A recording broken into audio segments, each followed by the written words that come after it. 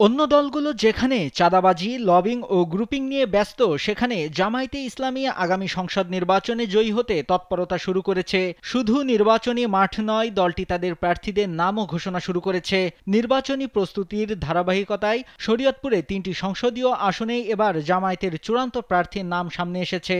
পহেলা ফেব্রুয়ারি ফরিদপুর অঞ্চলের প্রতিটি উপজেলা ও পৌরসভা নেতাদের সঙ্গে বৈঠক করে আনুষ্ঠানিকভাবে শরীয়তপুরের ৩টি আসনের প্রার্থীদের নাম ঘোষণা করা হয়। জামায়াতের কেন্দ্রীয় সহকারী সেক্রেটারি ও ফরিদপুর অঞ্চল পরিচালক এইচ.এম. হামিদুর রহমান আজাদ এই নাম ঘোষণা করেন। প্রার্থীরা হলেন শরীয়তপুর ১ পালং জাজিরার জন্য ডক্টর মোশাররফ হোসেন মাসুদ তালুকদার, সাবেক সভাপতি ইসলামী ছাত্র শিবির, ঢাকা বিশ্ববিদ্যালয় শাখা। স্যান্ডেলিনা সো, রূপচর্চায় আভিজাত্য।